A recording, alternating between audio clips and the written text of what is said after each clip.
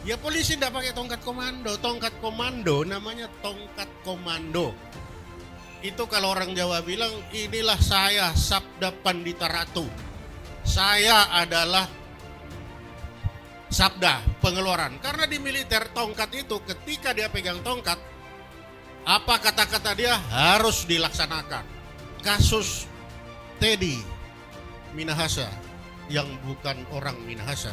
Karena penempatan seorang Kapolri lalu beberapa hari kemudian langsung ditangkap, itu betul-betul luar biasa. Karena apa? Saya selama dinas untuk menempatkan seorang menjadi panglima di satu wilayah itu 6 bulan sebelumnya kita sudah periksa, melihat sejarahnya. Apa ini track recordnya? Itu 6 bulan sebelum dia ditempatkan.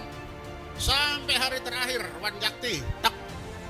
Jadi bisa bayangkan kalau seorang Kapolri bisa jalan-jalan di Jakarta tanpa ngoeng-ngoeng pengawalan dengan tenang dan tertib, itu saya kira besok banyak sekali dari luar negeri datang. Kok pinter Indonesia ini ya, bisa tenang begini, tidak ada siapa-siapa yang ditakuti.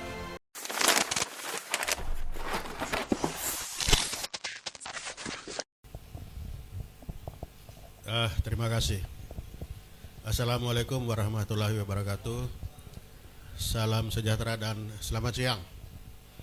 Jadi siang hari ini tadi kita akan membahas mau kemana Polri kita ke depan. Kita semua sudah tahu ada 3 kasus besar yang terjadi berturut-turut. Kalau pakai ilmunya es batu itu cuma sepertiga apa 1/10 itu di permukaan. Artinya di bawah permukaan itu lebih banyak. Itulah sebabnya maka sependapat kita harus membawa Polri ini kemana. Yang jelas yang pertama, Polri ini jadi seperti sekarang karena salah kita semua. Ketika Polri dipisahkan dari TNI, saat itu yang penting polisi ini pisah dari tentara. Tentara masukkan kurungan katanya kembali ke barak. Yang diutak-utak tentara. Di Polri dibiarin. Akibat pembiaran inilah yang terjadi. Karena tidak dilihat di mana salahnya. Nah, mari kita lihat. Yang pertama, ketika Polri dipisahkan, seakan-akan terpisah. Padahal tidak. Pemisahan Polri ini katanya memisahkan Polri dari militer. Artinya dari militer menjadi sipil. Nah, pertanyaannya, apa benar Polri ini sipil? Ternyata tidak. Polri itu sekarang itu judulnya pegawai negeri. Coba baca undang-undang kepolisian itu, pasal 1. Pegawai negeri itu sama dengan TNI. Sama-sama pegawai negeri. Selain pegawai negeri baru ada yang namanya PNS, pegawai negeri sipil. Nah, ini membuktikan bahwa Polri bukan sipil. Polri adalah pegawai negeri yang ternyata masih sama dengan militer yang sesama pegawai negeri. Ini kan logikanya begitu. Lalu lihat lagi, apa benar sama dengan militer?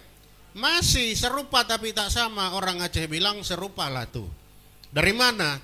Coba baca di disiplin polisi, peraturan pemerintah nomor 2 tahun 2003. Lalu baca undang-undang nomor 25 tahun 2014 tentang disiplin tentara atau disiplin militer.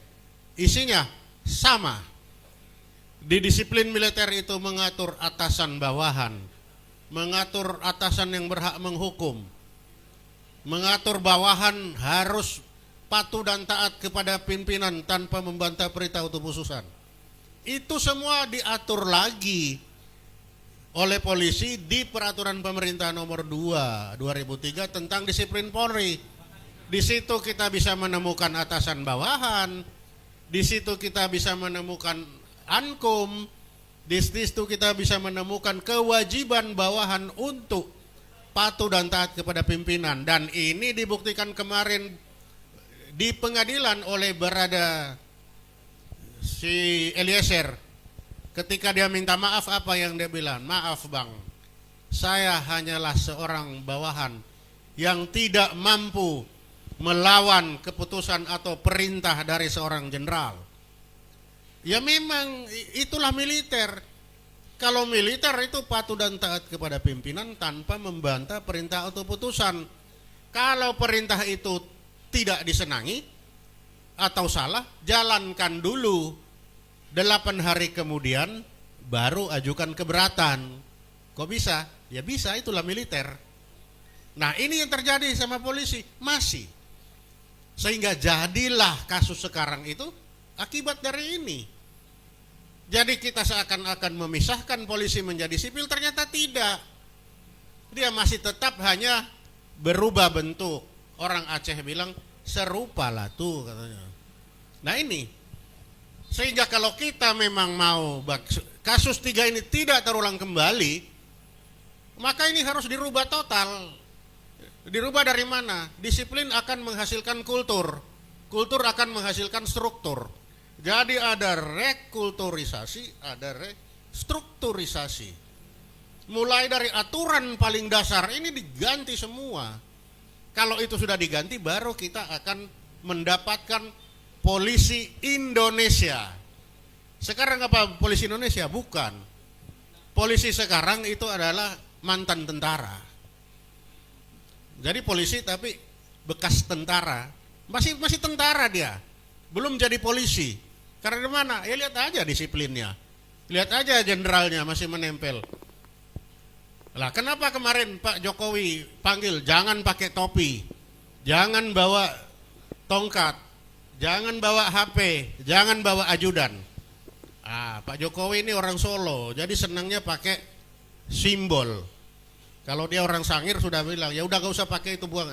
Tapi karena dia orang Solo pakai. Kenapa dia bilang jangan pakai topi? Biar kelihatan kepalanya, mukanya. Ini loh polisi-polisi yang sekarang. Seperti ini tampangnya. Memang polisi begitu, harus kelihatan. Lain kayak kita sipil, militer, apalagi intelijen.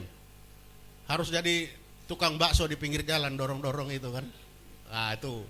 Tapi kalau polisi tidak bisa, harus kelihatan ini loh mukanya seorang polisi. Lalu kedua, jangan bawa tongkat komando.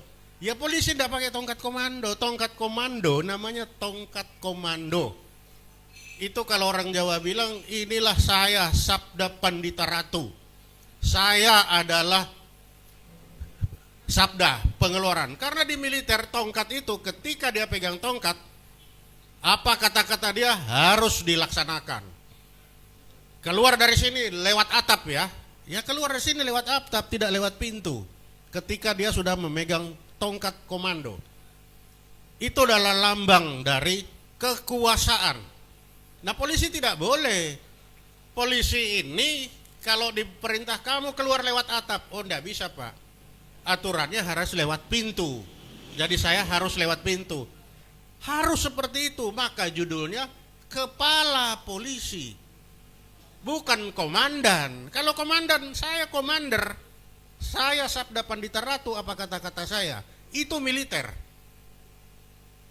Ini tidak terjadi. Tapi di polisi kan masih. Dengan tongkatnya itu. Nah ini tidak boleh. Itulah sama Pak Jokowi. Jangan dibawa tongkatnya. Karena seorang polisi tidak punya kekuasaan, kewenangan untuk memerintah seperti itu. Yang ada hanya menjalankan, melaksanakan aturan perundangan yang ada. Nah itu. Jadi ibaratnya itu masinis kereta api.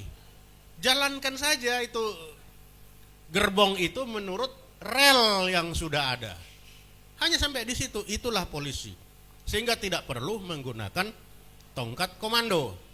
Lalu yang ketiga, HP. Bukan handy talkie. HP ini kan hanya golongan tertentu. Nah inilah hedonis, kemajuan. Tidak bisa seperti itu. Panglima TNI apa bawanya?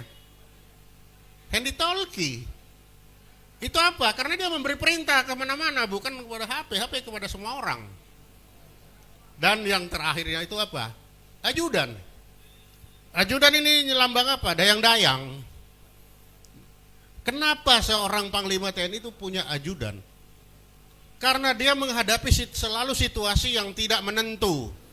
Sebagai seorang militer di mana saja musuh. Tapi sebagai seorang polisi yang menjaga keamanan dan ketertiban, dia selalu harus tampil memperlihatkan ini loh situasi saya aman. Jadi saya bisa naik mobil sendirian, saya bisa jalan tidak pakai pengawal. Karena situasi di wilayah saya aman.